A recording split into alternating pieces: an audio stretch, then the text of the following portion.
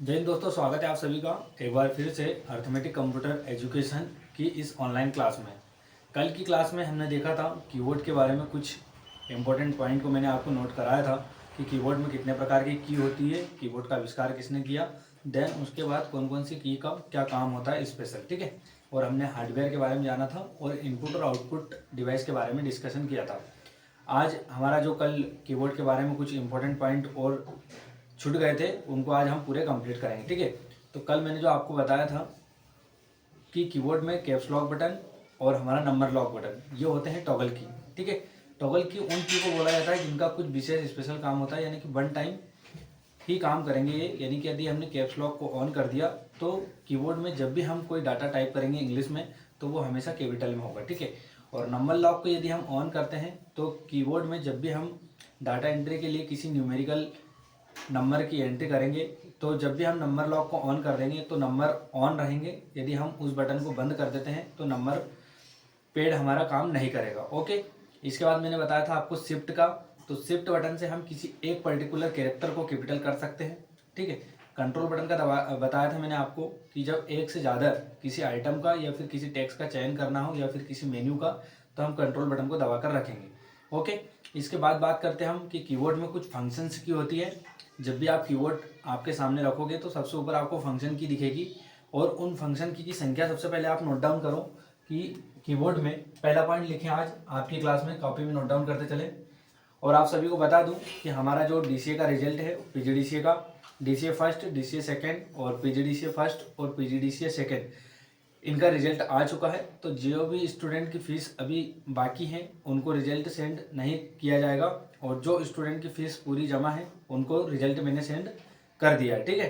तो इस बात का विशेष ध्यान रखें, आप आपकी फ़ीस जमा कर दें पूर्ण और आपकी जो ओरिजिनल कॉपी है रिजल्ट की वो आप मेरे से ले लें, ओके। और आप सभी को बता दूं कि बहुत जल्द जबलपुर हाईकोर्ट जेजे का नोटिफिकेशन डलने वाला है, क्योंकि मैंने जब हाईकोर्ट की साइट पर जाकर चेक किया तो वहाँ पर कुछ ऐसी अपडेट देखने को मिली है मुझे कि 2024 एंड से पहले ही जेजे की एक बार और एग्ज़ाम ली जाएगी, ठीक है। वहाँ पर कुछ पोस्ट खाली है, आवेदन बुला लिए गए हैं कि कौन कौन से कोर्ट में पद खाली है, ठीक है। तो एक बार और मैं बता देता हूँ, कल एक स्टूडेंट को थोड़ा डाउट था कि सर क्या मैथ्स रीजनिंग भी आता है क्या जेजे के एग्ज़ाम में, तो नहीं, मैंने आपको बताया था कि ये जो जेजे की एग्ज़ाम है, ठीक है, हाईकोर्ट की, एक बार और आप देख लो, ठीक है। जेजे हाईकोर्ट की जो एग्ज़ाम है, कुछ स्टूडेंट को अभी भी डाउट है कि सर ऐसा कोई एग्ज़ाम है जिसमें मैथ्स रीजनिंग नहीं आता है या फिर जीके नहीं आता है। तो मैं आपको बता दूं कि हमारी ये जो एग्ज़ाम है इसमें ना ही मैथ्स आता है ना ही रीजनिंग आता है, ठीक है। तो एक बार और आप इसका सिलेबस देख लो क्या होता है। तो जेजे हाईकोर्ट में सबसे पहले आपका होगा, है ना, हिंदी टाइपिंग। क्या होगा? हिंदी टाइपिंग। आप इसको नोट कर लो शॉर्ट में, हिंदी टाइपिंग होता है। देन उसके बाद आपका इंग्लिश टाइपिंग होगा, ठीक है। फिर आपका कंप्यूटर का पेपर होगा,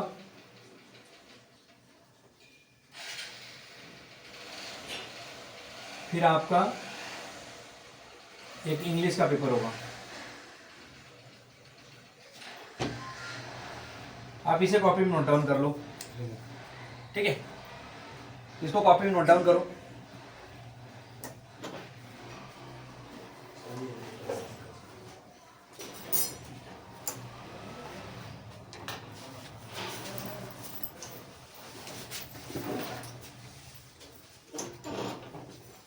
ठीक है, क्या होगा हमारी जेजे की एग्जाम में? पहले हिंदी टाइपिंग होगा आपका जो कि 40 नंबर का होगा, इंग्लिश टाइपिंग होगा वो 40 नंबर का होगा, ठीक है। कंप्यूटर का जो पेपर होगा वो हमारा 10 नंबर का होगा, इंग्लिश का जो पेपर होगा वो 10 नंबर का होगा, ठीक है। ये है हमारा मेन जो एग्जाम है जेजे हाईकोर्ट का, जो कि सबसे अच्छा एग्जाम होता है। ना ही आपको मैथ्स पढ़ना है, ना ही रीजनिंग पढ़ना है आपको, ना ही किसी प्रकार का कोई जीके पढ़ना है, ना ही करंट अफेयर्स पढ़ना है, ना ही साइंस पढ़ना है, कुछ भी नहीं करना है आपको। आपकी फील्ड की जो वैकेंसी है, आप सभी को टाइपिंग तो आती है, बस आपको एक्यूरेसी और शुद्धता के साथ उस टाइपिंग को करना सीखना है। तो यदि आपने वो वीडियो नहीं देखा है जो मैंने डाला है कि टाइपिंग को किस साइट पर जाकर करना है और किस एक्यूरेसी के साथ करना है, तो आप एक बार वो वीडियो को जाकर देखें। शायद दूसरा या तीसरी क्लास है हमारी, सेकंड नंबर की क्लास है जिसमें मैंने आपको टाइपिंग के बारे में पूरा कुछ बताया है। ठीक है। तो जब आप हिंदी टाइपिंग करते हैं 40 नंबर आपको दिए जाएंगे, ठीक है। और ये जो है हमारे 10 मिनट होगी, ठीक है। कितने मिनट होगी? 10 मिनट, जिसमें हमको 300 वर्ड टाइप करना है केवल। कितने? 300 वर्ड।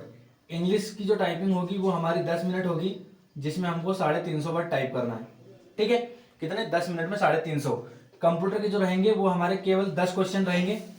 कितने? 10 क्वेश्चन रहेंगे, 1 नंबर का 1 क्वेश्चन रहेगा, ठीक है। देन उसके बाद इंग्लिश का होगा हमारे 10 क्वेश्चन, जो कि 1 नंबर का 1 रहेगा। कुल मिला के 40 नंबर की हिंदी टाइपिंग, 40 नंबर की इंग्लिश टाइपिंग, 10 नंबर का कंप्यूटर, 10 नंबर का इंग्लिश। ओवरऑल हमारा जो पेपर होता है वो 100 नंबर का होता है, ठीक है। ये आज आपको मैंने सिलेबस एक बार और बता दिया जबलपुर हाईकोर्ट जेजे का। देन इसके बाद जैसे ही 100 नंबर का पेपर होता है तो आपका जो कट ऑफ होता है वो 94 और 95, ठीक है। यानी कि हमको 96 या 97 की तैयारी करके जाना है। क्लियर? हमारे जो नंबर आएंगे वो कहाँ से आएंगे? ज्यादा टाइपिंग से, ठीक है। 40 और 40 80 नंबर। और ये वही कंडीशन में आएंगे जब मैंने आपको बताया था कि आपको एक भी बैक स्पेस नहीं करना है, ठीक है। ना ही आपको एरर करना है। ये 2 कंडीशन आपको लेके चलना है कि जब हम 300 वर्ड लिखें तो ना ही हमारे बैक स्पेस हो और ना ही एरर हो, तब जाके आपको 40 में से 40 नंबर मिलेंगे, ठीक है। और यहाँ यदि आप 80 नंबर कवर कर लेते हो, ठीक है, टाइपिंग में यदि 80 नंबर कवर कर लेते हो, तो कंप्यूटर में जो पढ़ा रहा हूँ आपको, तो उसमें से आपके 10 में से 10 नंबर लाने की गारंटी मेरी है, ठीक है। तो आपके कितने नंबर हो गए? 90 नंबर। कितने हो गए? 90 नंबर। और जब हमारी इंग्लिश की क्लासेस लगेगी तो वो पूरी एमसीक्यू बेस होगी, है ना। जो जो मेन मेन एग्जाम क्वेश्चन में जो जो टॉपिक आते हैं उन्हीं पर मैं आपको डिस्कशन कराऊंगा। तो आपके 10 में से, यहाँ मान के चलिए आप 10 में से 7 या 8 नंबर, कितने? 10 या 8 नंबर, तो आपके ये हो गए 98 या 97 नंबर। कितने? 98 या 97 नंबर।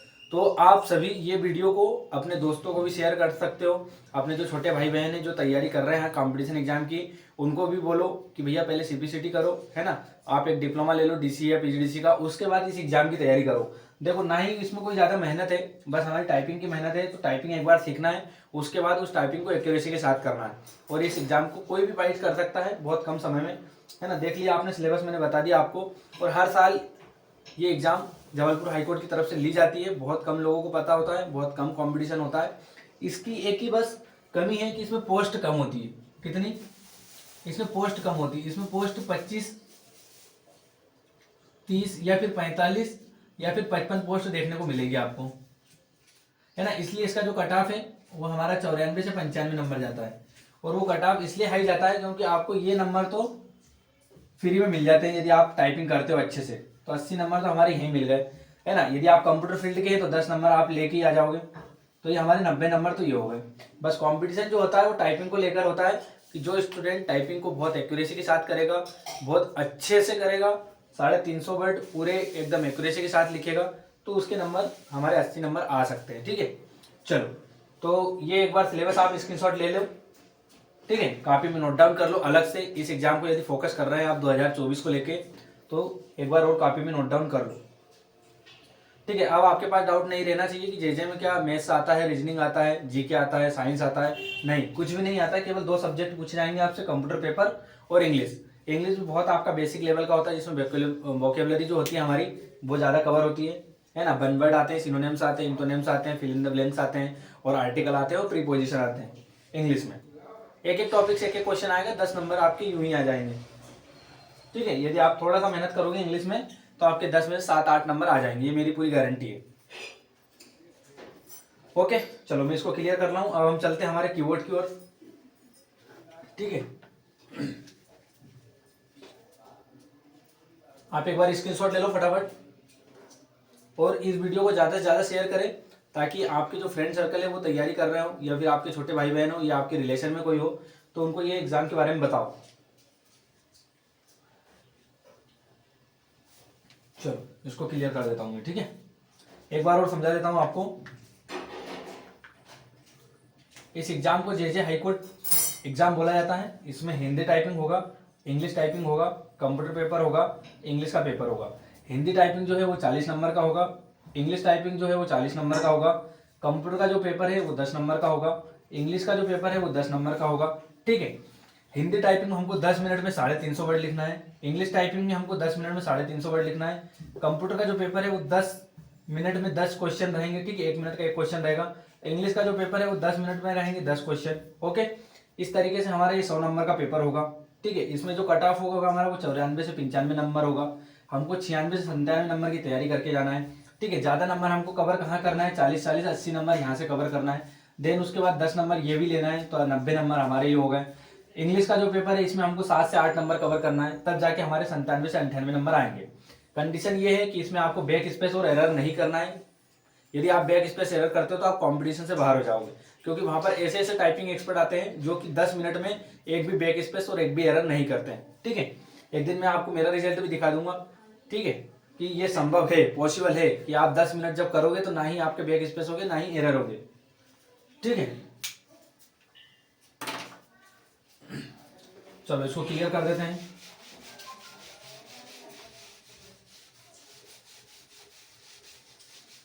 इसके बाद आप हेडिंग डालें ऊपर कीवर्ड के बारे में। कल हम कीवर्ड के बारे में पढ़ रहे थे, जहां पर हमने मॉडिफाई की के बारे में देखा, कैप्स लॉक के बारे में देखा, शिफ्ट की के बारे में देखा, है ना। चलो कीवर्ड हेडिंग डाल दो आप एक बार और।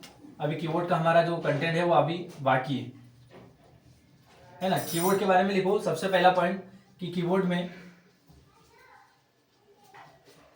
12 फंक्शन की होती है। कितनी? 12 फंक्शन की, 12 फंक्शन बटन होती है, ठीक है। कितने फंक्शन की कितनी होती है? 12 फंक्शन की होती है। ये लिखो आप सबसे पहले, पहला पॉइंट कीवर्ड में, ठीक है। यहां पर एक बार मैं बटन लिख देता हूं कौन कौन सी होती है हमारी,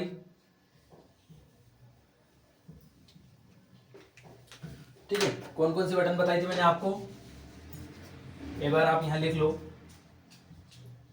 कैप्स लॉक, ठीक है, शिफ्ट,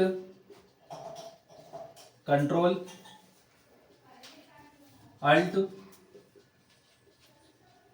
नंबर लॉक, है ना, एक विंडो बटन, एक आपका बैक स्पेस, एक आपका इंटर बटन, ठीक है। तो कैप्स लॉक का मैंने बता दिया था आपको कि जब इसको आप ऑन करोगे तो सारे कैपिटल कैरेक्टर टाइप होंगे जब भी हम इंग्लिश टाइपिंग करेंगे। शिफ्ट बटन दबा दिया था, किसी पर्टिकुलर एक कैरेक्टर को आपको कैपिटल में टाइप करना है तो शिफ्ट बटन का यूज करेंगे। कंट्रोल बटन का बता दिया था मैंने आपको कि जब भी आप एक से ज्यादा किसी आइटम का या फिर किसी फोल्डर का या फिर किसी टेक्स्ट का सिलेक्शन करते हो तो आपको किस बटन को दबाना है, कंट्रोल बटन को दबा के रखना है। अल्ट बटन का बता दिया था मैंने आपको कि अल्टरनेटिव बटन होती है, ये हमारे काम को और आसान कर देती है। जैसे हम MS वर्ड का जब प्रैक्टिकल करेंगे, यदि हम अल्ट बटन दबाते हैं तो हमारे मेन्यू बार पर जितने भी ऑप्शन है उनकी जो की होती है अल्टरनेटिव वो हमको शो होने लगेगी। नंबर लॉक का मैंने बता दिया आपको कि जब भी आप डाटा एंट्री का कोई काम करेंगे, यदि नंबर लॉक यदि हमारा ऑन होगा तो हम डाटा एंट्री में नंबर को प्रेस कर सकते हैं, दबा सकते हैं, ठीक है। इसके बाद यदि ऑफ रहेगा तो हम डाटा एंट्री में किसी भी प्रकार की न्यूमेरिकल एंट्री को नहीं कर पाएंगे। इसके बाद हमने देखा है विंडो बटन, तो विंडो बटन से हम कंप्यूटर के जितने भी प्रोग्राम्स हैं उनको ऑन कर सकते हैं। देन उसके बाद बैक स्पेस बटन, जब भी हम कोई डाटा एंट्री कर रहे हैं या फिर कोई कैरेक्टर लिख रहे हैं तो उनको एक शब्द बाईं ओर से हटाने के लिए बैक स्पेस बटन का यूज होता है। इंटर बटन का किसी भी फंक्शन के अंदर जाने के लिए या फिर किसी एंट्री को एक्सेप्ट करने के लिए हम इंटर बटन का यूज करते हैं। एक बटन और लिख लो आप, डिलीट बटन, ठीक है। कौन सी हमारी? Delete button. तो डिलीट बटन का यूज होता है एक शब्द दाईं ओर हटाने के लिए, ठीक है। यहां पर अगला पॉइंट लिख लो आप,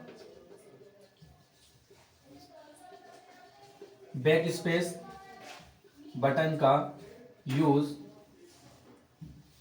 बैक स्पेस बटन का यूज किसी एक शब्द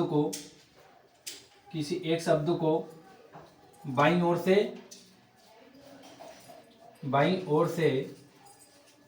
हटाने के लिए, ठीक है। अगला पॉइंट लिखो आप, डिलीट बटन का यूज किसी शब्द को दाईं ओर से हटाने के लिए, दाईं ओर से हटाने के लिए यूज की जाती है। ठीक है। तो यहाँ पर देखो बैक स्पेस आ रहा है, तो ये आप ट्रिक याद रख सकते हो, वी और वी, बैक स्पेस और बाया। ठीक है, यहाँ पर आप ट्रिक याद रख सकते हो, डिलीट और डी मतलब दाया। इस डी से आप डिलीट मान लो और इस डी से आप दाया मान लो। ठीक है, या फिर आप ऐसा लिख सकते हो दाया, है ना। तो डी डी मतलब दाया डिलीट और वी वी मतलब बाया बैक स्पेस। तो ये आपके कुछ इंपॉर्टेंट पॉइंट मैंने अभी नोट डाउन करा दिए। ठीक है, ये सारी बटन का यूज आपको पता होना चाहिए, क्योंकि एग्जाम में सीधा क्वेश्चन पूछा जाता है कि कंट्रोल बटन का यूज क्या होता है, कैप्स लॉक बटन का यूज क्या होता है, अल्टर बटन का यूज क्या होता है, नंबर लॉक बटन का क्या यूज होता है, एंटर का क्या होता है, बैक स्पेस का क्या होता है और डिलीट बटन का यूज क्या होता है। ठीक है, आपकी ये जो कैप्स लॉक है, ठीक है, और नंबर लॉक की, ये दोनों आपकी मॉडिफाई की है, सॉरी टॉगल की है। कौन सी हमारी कैप्स लॉक और नंबर लॉक, कौन सी हमारी टॉगल की। आप यहां पर लिख लो कि कैप्स लॉक और नंबर लॉक, ये शायद मैंने कल भी आपको कॉपी में नोट डाउन करा दिया है, एक बार और नहीं किया हो तो आप नोट डाउन कर ले। ये दोनों हमारी कौन सी है, टॉगल की, एक समय में एक काम। ठीक है, ये दोनों कौन सी बटन है हमारी, टॉगल की, यानी कि एक समय में एक काम करेगी, कैप्स लॉक और नंबर लॉक। ठीक है, शिफ्ट, कंट्रोल और अल्ट, ये तीनों कौन सी हमारी मॉडिफाई की, लिख लो यहाँ पर आप, ये कौन सी हमारी मॉडिफाई की। ये आपका पूरा कीबोर्ड का जो इंटरफेस है वो पूरा समझा दिया। यदि आपके पास कीबोर्ड हो तो उसे आपके सामने रखें और हर एक बटन का यूज करके देखें। वैसे तो मैं आपको कराऊंगा जब हम MS वर्ड का प्रैक्टिकल देखेंगे, बट अभी आप नोट डाउन कर रहे हैं तो एक बार अपना कीबोर्ड सामने रखें और देखें कि मैंने क्या सारी बटनें कवर करा दी है। यदि आपको किसी प्रकार का कोई डाउट हो तो आप कमेंट करके पूछ सकते हैं। ठीक है,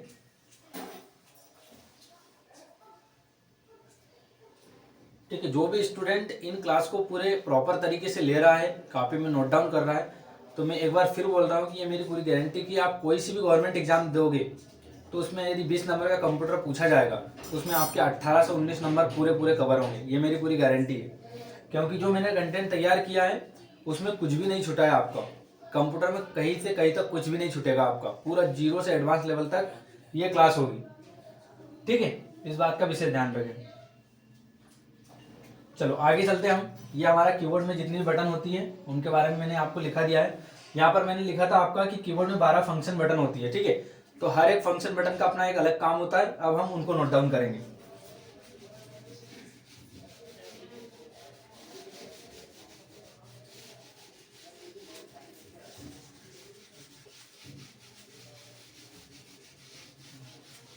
चलो, पहली होती है हमारी F1। कौन सी होती है हमारी F1?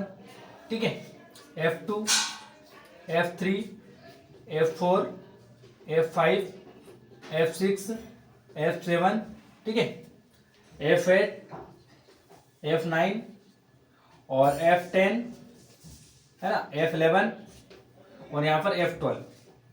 F का मतलब होता है फंक्शन। ठीक है, क्या होगा हमारा, F का मतलब होता है फंक्शन। ओके, तो F1 से क्या होगा, हमारा हेल्प मेन्यू ओपन होगा। ठीक है, F1 से क्या होगा, हमारा हेल्प मेन्यू जो है, किसी भी सॉफ्टवेयर को जब हम चला रहे हो और या फिर इंटरनेट साइट चला रहे हो तो किसी ब्राउजर के लिए यदि हमें हेल्प की जरूरत होगी तो हम किस बटन का यूज करेंगे, हेल्प का।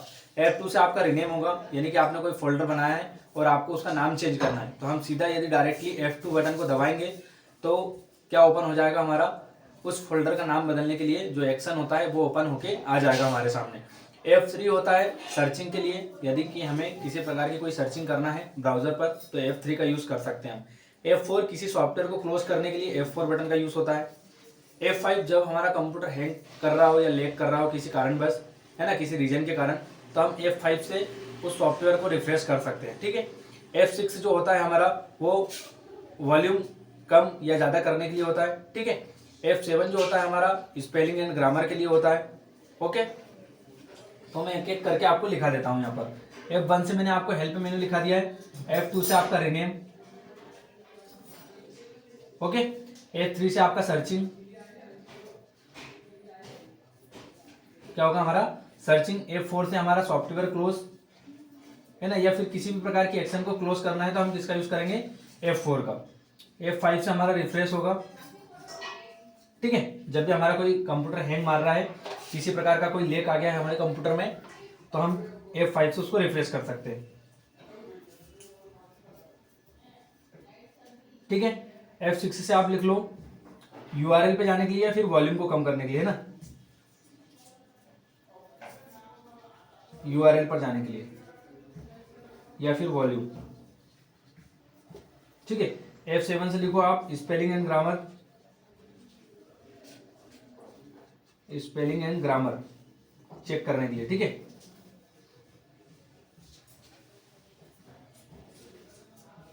ओके। F8 से लिखो आप बूट मेन्यू के लिए,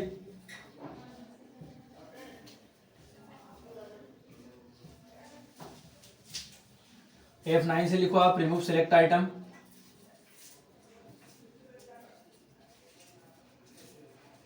F10 से लिखो आप माउस राइट क्लिक, ठीक है। F11 से लिखो आप क्या, फुल स्क्रीन, और F12 से लिखो आप सेव एज। ठीक है, यदि आपको कहीं पर दिख जाए, यदि ये दोनों नहीं दिखेंगे आपको रिमूव सिलेक्टेड आइटम और माउस राइट क्लिक, तो यहाँ से आप ब्राइटनेस को बढ़ा भी सकते हैं F9 से, F9 से हम कम कर सकते हैं। ठीक है, ब्राइटनेस को लिख लो आप अलग से, ब्राइटनेस कम करने के लिए F9 भी बोला जाता है, और ब्राइटनेस बढ़ाने के लिए F10। यदि आपको ये दो ऑप्शन नहीं मिले तो आप यहाँ पर लिख सकते हैं, ब्राइटनेस के लिए भी होती है ये ब्राइटनेस कम, ठीक है, और ये यहाँ पर ब्राइटनेस बढ़ाने के लिए, ये देखो। ठीक है, यदि आपको ये दो ऑप्शन नहीं दिखे तो आप ये दो ऑप्शन को भी याद रखें कि F9 जो होता है हमारा ब्राइटनेस कम करने के लिए होता है, और F10 जो होता है वो हमारा ब्राइटनेस बढ़ाने के लिए होता है। चलो एक बार मैं रिवीजन करा देता हूँ। F1 से हमारा हेल्प मेन्यू ओपन होगा, F2 से रीनेम होगा, F3 से सर्चिंग होगा, F4 से हमारा सॉफ्टवेयर क्लोज होगा, F5 से रिफ्रेश होगा, F6 से यूआरएल पर जाने के लिए होगा या फिर वॉल्यूम। ठीक है, F7 के लिए स्पेलिंग एंड ग्रामर के लिए होगा, F8 बूट मेन्यू के लिए होगा। ठीक है, F9 यहाँ पर जो है हमारा रिमूव सिलेक्टेड आइटम के लिए होगा या फिर ब्राइटनेस कम करने के लिए होगा। F10 जो है हमारा माउस राइट क्लिक होगा या फिर ब्राइटनेस को बढ़ाने के लिए होगा। ठीक है, F11 जो होगा फुल स्क्रीन के लिए होगा, और F12 जो है हमारा सेव एज के लिए होगा। यहाँ पर बूट मेन्यू के लिए एक आप शॉर्टकट की ओर लिख लो। ठीक है, बूट मेन्यू के लिए हमारा होता है control alt delete, control plus alt plus delete. ये शॉर्टकट की आप अभी नोट डाउन कर लो बूट मेन्यू के लिए, कंट्रोल अल्ट प्लस डिलीट। ठीक है,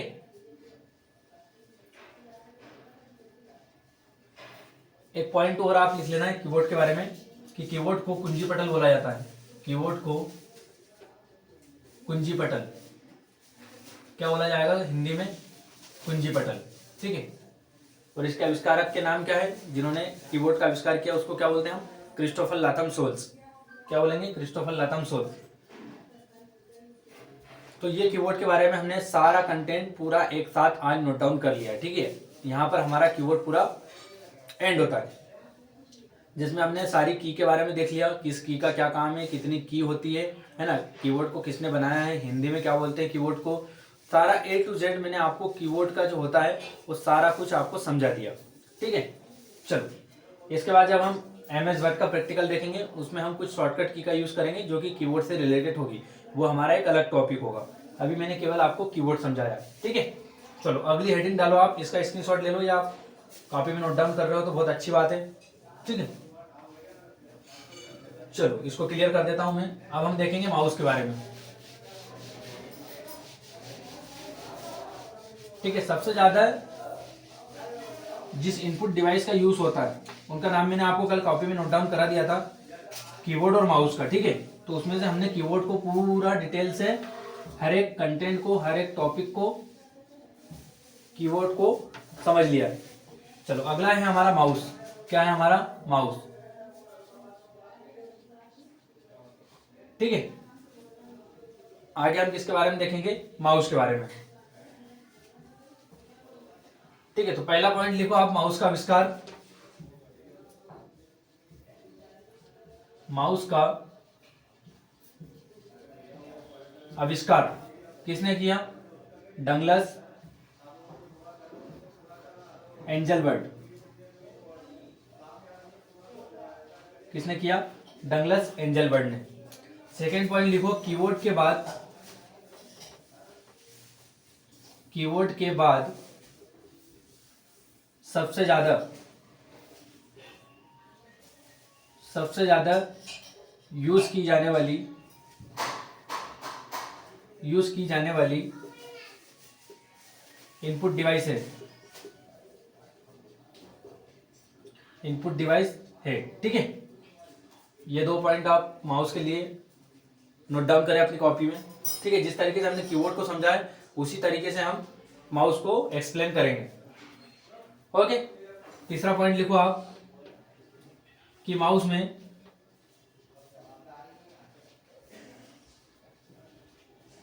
2 बटन होती है। ठीक है, 2 बटन होती है, लेफ्ट और राइट। ठीक है, जो कंटेंट है वीडियो थोड़ा लंबा होगा, बाकी कंटेंट किसी प्रकार का छूटेगा नहीं। ठीक है, क्योंकि हमको 20 में से 18 से 19 नंबर लाना है, इसलिए हमको थोड़ी मेहनत करनी होगी, हर एक कंटेंट को लिखना होगा पूरा बारीकी से। ठीक है, चलो अगला पॉइंट लिखो आप, माउस में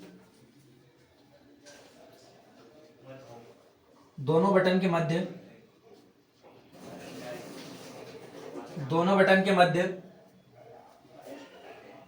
स्क्रोलर बार होता है।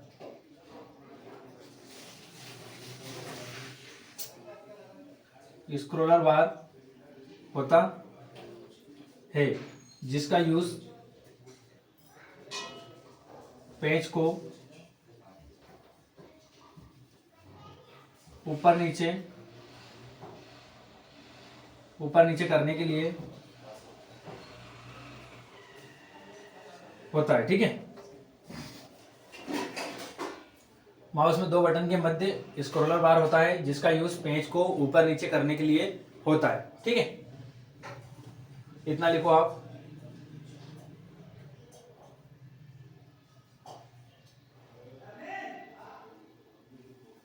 अगला लिखो, माउस में किसी भी एक्शन को ओपन करने के लिए, माउस में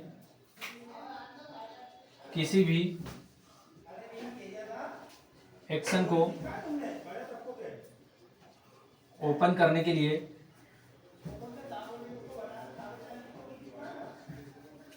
राइट क्लिक का यूज 2 बार दबाने से होता है। ठीक है, मान लो हमारे पास ये एक फोल्डर है। ठीक है, ये हमारे पास एक फोल्डर है, यदि इस फोल्डर को ओपन करना है तो हमको माउस की राइट क्लिक 2 बार दबानी होगी। ठीक है, कौन सी? Right click. ये एग्जाम में एक बार क्वेश्चन पूछा गया था कि यदि आपको किसी फोल्डर को ओपन करना है, ठीक है, तो माउस की राइट क्लिक को आपको 2 बार दबाना होगा। 2 बार दबाने पर ही किसी फोल्डर को हम ओपन कर सकते हैं। ठीक है, सिंगल क्लिक से नहीं होगा। तो फिर सिंगल क्लिक से क्या होगा, तो यहाँ पर एक बात ध्यान रखिए आप, अगला पॉइंट लिखिए कि माउस की लेफ्ट बटन को दबाने से, यहाँ पर लिख लो आप अगला पॉइंट, माउस की लेफ्ट बटन को एक बार दबाने से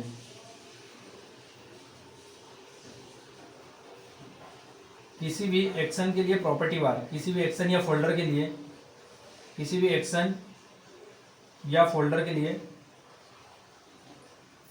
प्रॉपर्टी बार, प्रॉपर्टी ओपन करने के लिए। ठीक है, यहां पर लिख लो आप कि जब भी हम माउस की राइट क्लिक दबाएंगे तो उससे क्या होगा, कोई भी एक्शन या फोल्डर ओपन होगा। देन उसके बाद हमारी जो दूसरी बटन होती है लेफ्ट बटन, उसको यदि हम सिंगल क्लिक करेंगे, क्या करेंगे, सिंगल क्लिक, तो उससे क्या होगा, हमारा जो भी फोल्डर है या फिर जो भी एक्शन है उसकी हम प्रॉपर्टी बार पर जा सकते हैं।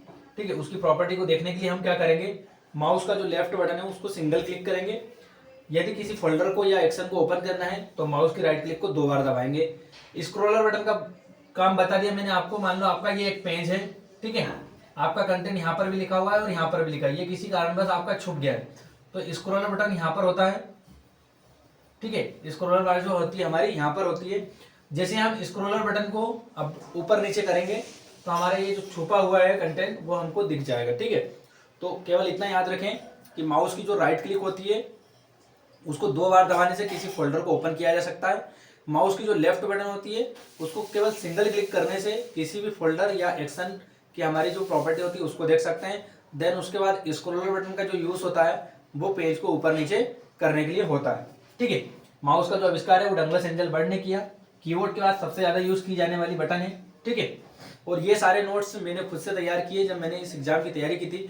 वो किसी कारणवश से नहीं हो पाया। आपको पता भी है कि उस एग्ज़ाम को कुछ सॉफ्टवेयर की गड़बड़ी के कारण हमारा जो टाइपिंग था वो सही तरीके से नहीं लिया गया और उस एग्ज़ाम को निरस्त करने के सारे प्रयास किए गए, लेकिन नहीं हुआ और उसका रिजल्ट एक गलत तरीके से उसका निर्णय जो हमारा रिजल्ट है वो घोषित कर दिया गया, ठीक है। तो ये उस समय की मेहनत है जो मैं आप सभी को बता रहा हूँ। और मेरे पूरे कंप्यूटर में 10 में से 10 नंबर आए थे। हमारा टाइपिंग बहुत अच्छा चल रहा था। इंग्लिश में भी हमने 40 में से 40 नंबर लेके आए। इंग्लिश में भी हमने 10 में से 7-8 नंबर लेके आए। बट हमारा जो हिंदी टाइपिंग है वो सही तरीके से नहीं हुआ, तो उस कारण हमारा सिलेक्शन नहीं हो पाया। तो मेरा एक ही उद्देश्य है कि अब मैं जो कंटेंट आपको पढ़ा रहा हूँ, जो भी आपको गाइडलाइन या फिर जो भी मटेरियल आपको मैं बता रहा हूँ सामने, उसमें आप पूरी 100% अपनी मेहनत दें और इस एग्ज़ाम को निकालें, ठीक है। चलो आगे देखते हैं हम। देखो, आप पटवारी की भी मेहनत करिए, पुलिस की भी करिए, एमपीएसआई की भी करिए, फॉरेस्ट की भी करिए। आपकी जो भी गवर्नमेंट एग्जाम होती है आप उनकी मेहनत करिए, मैं मना नहीं बोल रहा हूँ, लेकिन इस एग्जाम को आप जरूर करें क्योंकि इसमें बहुत ज़्यादा कम कंपटीशन है और सिलेबस भी बहुत कम है। और यदि हम एमपी पुलिस में परेशान होते रहेंगे 4-5 साल या फिर एसआई में या फिर पटवारी में, तो एक समय ऐसा आएगा कि हम उस समय कुछ भी नहीं कर पाएंगे, ठीक है। क्योंकि उनका सिलेबस बहुत ज़्यादा होता है, कॉम्पिटिशन बहुत ज़्यादा होता है, बहुत ज़्यादा कंटेंट हमको पढ़ने को होता है ना। तो कहीं ना कहीं हमें एक समय में ऐसा लगता है कि यार आप छोड़ो पढ़ाई, अब नहीं करना है। तो कम से कम इस एग्ज़ाम की पढ़ाई को लेकर आप ज़्यादा सीरियस होइए, है ना। इसको थोड़ा ज़्यादा समय दो, उनको कम दो, या फिर उनके साथ साथ इस एग्ज़ाम को ज़रूर समय दें ताकि एक समय ऐसा आए कि हम कोई सी भी एक गवर्नमेंट जॉब ले लें, ठीक है। चलो आगे देखते हैं।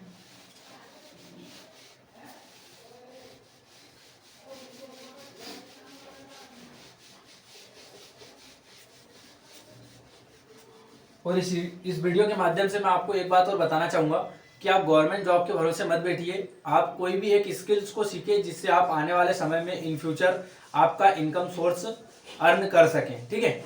यदि आप गवर्नमेंट जॉब को 4 से 5 साल देते हैं, है ना, यदि हो गया तो ठीक है, हो गया तो ठीक है, आपको किसी को भी किसी प्रकार की बातें नहीं बोलनी पड़ेगी। और नहीं हुआ तो आपकी कोई नहीं सुनेगा,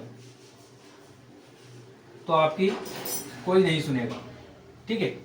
क्योंकि ये समाज, ये परिवार जो भी है, सब क्या देखते हैं, हमारी केवल सफलता। क्या देखते हैं? सफलता। असफलता देखने के बाद आप जो भी बातें बोलेंगे उनके लिए कोई मायने नहीं रखेगी।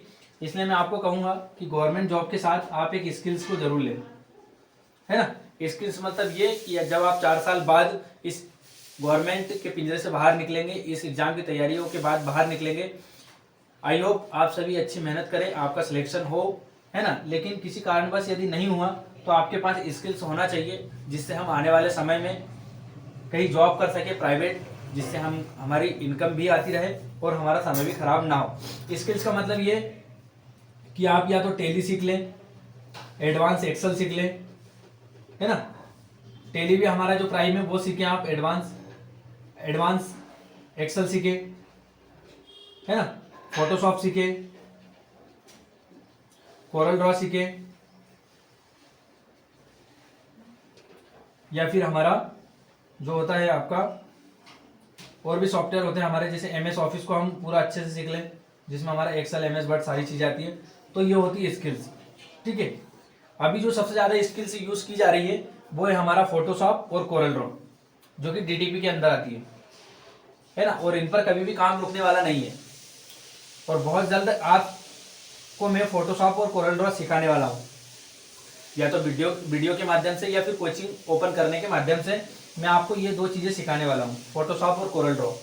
इसका जो मार्केट वैल्यू है ना, आपको 18 से 20 हज़ार रुपये की नौकरी इंदौर में या फिर आपके डिस्ट्रिक्ट में कहीं भी आप जहाँ पर हो वहाँ पर आपको 18 से 20 हज़ार रुपये मिलेंगे जब आप ये 2 सॉफ्टवेयर को सीख लेते हैं, केवल फोटोशॉप और कोरल ड्रॉ को। और जैसे ही आप टैली या फिर एडवांस एक्सेल सीख लेते हैं तो आपको सीधे 20 से 25 हज़ार रुपये मंथली सैलरी मिलेगी आपको। इसकी पूरी गारंटी मैं ले रहा हूँ, क्योंकि यहाँ पर जो है सारा काम जो होता है कंप्यूटर पर होता है, और आपको उस लेवल का आना चाहिए कि आपको टेली प्राइम जो है और एडवांस एक्सेल है उस लेवल का आए कि आपको यदि कोई इंटरव्यू के लिए बुलाता है तो आप इन दोनों पर जो हमारा डाटा एंट्री होता है वो बहुत अच्छे से करके दिखा दे। देन उसके बाद फोटोशॉप कोरेलड्रॉ सारा काम, पासवर्ड फोटो साइज, शादियों का एल्बम, जो भी कोचिंग बड़ी बड़ी हैं उनके जो पोस्टर डिजाइन होते हैं, बैनर डिजाइन होते हैं, या फिर कोई भागवत कथा होती है, या फिर गणगौर माता का जो हमारा कार्यक्रम होता है, मतलब एनी जो भी चीज़ आप मार्केट में देखते हैं लगी हुई फ्लेक्स या बैनर के रूप में, वो सारा काम हमारा फोटोशॉप और कोरेलड्रॉ पर होता है। तो ये कभी बंद नहीं होना है। जिस तरीके से हमारी किराना दुकान बंद नहीं हो सकती, उस तरीके से फोटोशॉप और कोरेलड्रॉ पे काम होना कभी बंद नहीं होगा। ठीक है, तो आप ये दो चीज़ों को जरूर सीखें, कोरेलड्रॉ और फोटोशॉप, है ना। मेरी खुद की क्लासेस चल रही है, मैं इन दोनों को आप सीख रहा हूँ, तो बहुत जल्द मेरे यूट्यूब के माध्यम से आपको या तो ये दोनों सॉफ्टवेयर सीखने को मिलेंगे, या फिर कोचिंग के माध्यम से जब हमारी कोचिंग ओपन होगी तो ये दोनों सारे सॉफ्टवेयर आपको सीखने को मिलेंगे, है ना। तो इस बात का विशेष ध्यान रखें कि भाई आप गवर्नमेंट जॉब के साथ साथ आपकी स्किल्स को डेवलप करते चलें। ठीक है, स्किल्स कभी भी आपको फ्री नहीं बैठने देगी, और ना ही आपको ज़्यादा दिक्कतें होगी आने वाले समय में। ठीक है, तो मैंने आपको बता दिया है कि बिल्कुल एक चीज़ को नहीं देना है। आज वो समय नहीं रहा है कि केवल एक चीज़ को दे दें हम। जैसे गवर्नमेंट जॉब को बहुत सारे स्टूडेंट मैंने देखा कि अब तो हम 5 साल देंगे इसको पूरा, तो दो, लेकिन 2 घंटे अपनी स्किल्स के लिए निकालो। ठीक है, आज मेरी जॉब है ना, इससे पहले भी जॉब थी, कोचिंग थी, लेकिन मैं आज भी सीखता हूँ नई नई स्किल्स को और पैसा अर्न करता हूँ। तो आप इस बात का विशेष ध्यान रखें कि यदि आपकी गवर्नमेंट जॉब लग गई है या फिर आप तैयारी कर रहे हैं, लेकिन आप स्किल्स को जरूर सीखें। ठीक है, स्किल्स बहुत बढ़िया चीज़ है, जिससे आप प्राइवेट जॉब करके भी 20 से 25 हज़ार रुपये कर सकते हैं। और इसमें एक अच्छी बात यह है कि आप घर बैठे भी काम कर सकते हैं। घर बैठे या फिर कहीं भी आप जा रहे हो घूमने फिरने, वहां पर भी आपका खुद का लैपटॉप होगा, आपको प्रोजेक्ट दिया जाएगा, बस आपको वो प्रोजेक्ट को पूरा करके देना है। ठीक है, चलो आगे देखते हैं। माउस के बारे में देख लिया था हमने कि इसमें 2 बटन होती है, बीच में स्क्रोलर बार होता है। आगे देखते हैं, है ना। और जो भी स्टूडेंट को वीडियो बोर लगेंगे या फिर आलस से थोड़ा पढ़ेंगे, तो भाई उनका एग्जाम नहीं निकलने वाला है जेजे का, क्योंकि आप केवल 35 या 40 मिनट का वीडियो देख पा रहे हैं मेरे माध्यम से। मैंने जो वीडियो है वो वीडियो का टाइमिंग मैं बता देता हूँ आपको। कम से कम मेरी जो क्लास होती थी 55 मिनट या फिर 1 घंटा 30 मिनट। इतने लंबे लंबे वीडियो को मैंने कम से कम 70 से 80 वीडियो देखे हैं। कितने? 70 से 80 वीडियो देखे मैंने, हर एक टॉपिक के अलग अलग। तो इस बात का विशेष ध्यान रखें, यदि एग्जाम हमको निकालना है, यदि इमेज हमारी अच्छी बनाना है, यदि हमें गवर्नमेंट की चेयर लेना है, तो मेहनत भी हमें ही करना होगी, और मेहनत उस लेवल की करना होगी जहाँ पर हम कंपटीशन में सबको पछाड़ दें। ठीक है, तो इस बात का विशेष ध्यान रखें, थोड़ा इंजॉय के साथ पढ़ें, है ना, क्योंकि 24 घंटे में से हमको केवल 1 घंटा देना है इस एग्जाम को। कोई ज़्यादा मेहनत नहीं है, बाकी आप जो भी कर रहे हो वो आप करते रहिए। ठीक है, मैंने आपको पहले दिन भी बताया था स्टार्टिंग डे में कि इस एग्जाम की तैयारी के लिए आपको इंजॉय के साथ पढ़ना है। कोई ऐसा ज़्यादा मेहनत वाला काम नहीं है, केवल 24 घंटे में से 1 घंटे निकालना है। ठीक है, चलो आगे देखते हैं हम। अगला पॉइंट लिखो कि माउस में 3 प्रकार होते हैं। माउस के या फिर माउस में 3 प्रकार होते हैं। माउस के 3 प्रकार होते हैं। ठीक है, माउस में 3 प्रकार होते हैं। कौन कौन से? एक होता है हमारा इलेक्ट्रॉनिक, पहला लिखो आप, सबसे पहला आया था हमारा मैकेनिकल। सेकंड आया हमारा इलेक्ट्रॉनिकल। ठीक है, मैकेनिकल, इलेक्ट्रॉनिकल,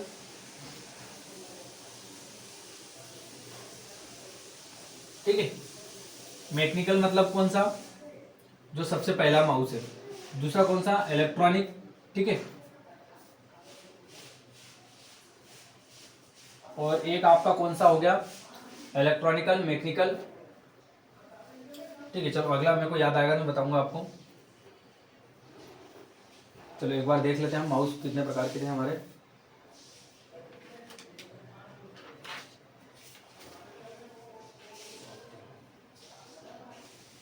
है ना, एक मैकेनिकल, इलेक्ट्रिकल और एक ऑप्टिकल।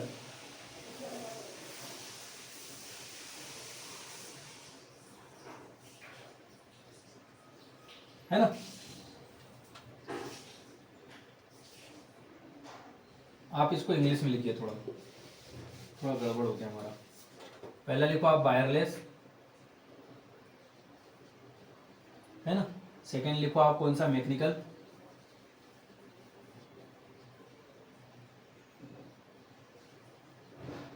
ठीक है, और तीसरा लिखो आप ऑप्टिकल।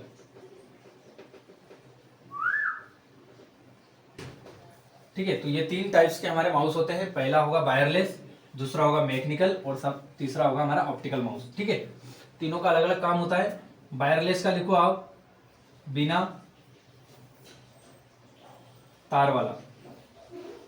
ठीक है, बिना तार वाले क्या बोलते हैं हम, वायरलेस। मैकेनिकल का लिखो सबसे पहले यूज किया जाने वाला, सबसे पहले यूज किया जाने वाला माउस। ठीक है, ऑप्टिकल का लिखो वायर वाला, वायर वाला या फिर लेजर वाला। ठीक है, ये 3 टाइप्स के माउस होते हैं हमारा। एक होता है हमारा वायरलेस यानी कि बिना तार वाला, जो कि ब्लूटूथ कनेक्टिविटी या फिर वाईफाई कनेक्टिविटी से ऑन होता है। मैकेनिकल माउस जो कि सबसे पहले यूज किया जाने वाला माउस है। इसमें एक लिख लो कि इसमें ट्रैक बॉल का यूज होता था। किसका, ट्रैक बॉल, यानी कि बीच में एक ऐसी गोल बॉल लगी होती थी। ठीक है, इस बॉल को हम जैसे जैसे घुमाते थे हमारा कर्सर वैसे वैसे काम करता था। इस बात का विशेष ध्यान रखें आप। ठीक है, और ऑप्टिकल माउस, इसमें क्या होता है, हमारे 2 बटन होती है, ये बता दिया मैंने आपको, है ना। बीच में स्क्रॉलर बार होता है। तो ये हमने माउस के बारे में देख लिया कि माउस का आविष्कार डगलस एंजल बर्ड ने किया था। 2 बटन होती है, लेफ्ट और राइट, बीच में स्क्रॉलर बार होता है। 3 टाइप्स के माउस होते हैं, एक हमारा कौन सा, वायरलेस। ठीक है, एक मैकेनिकल और एक ऑप्टिकल। तीनों के अलग अलग काम है। वायरलेस मतलब बिना तार वाला, मैकेनिकल मतलब जिसमें ट्रैक बॉल लगी होती थी, जो कि सबसे पहले इस्तेमाल किया जाने वाला माउस है, और ऑप्टिकल माउस जिसमें केवल तार लगा होता है लेकिन इसमें लेजर के रूप में कार्य होता है। ठीक है, चलो कल हम देखेंगे आगे का, जो कि हमारे कंप्यूटर हार्डवेयर की जो इनपुट डिवाइस आउटपुट डिवाइस चल रही है। तो हमने इसमें 2 इनपुट डिवाइस को कवर कर लिया है। पहला कीबोर्ड, जो कि सबसे ज़्यादा इस्तेमाल की जाती है इनपुट डिवाइस में।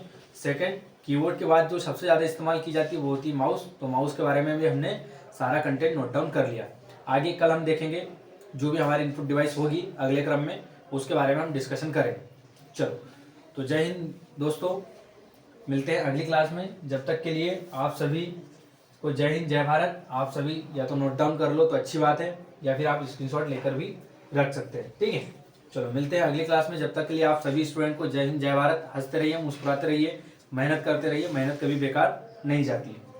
ठीक है, मिलते हैं अगली क्लास में एक नए इनपुट डिवाइस के साथ। जय हिंद जय भारत।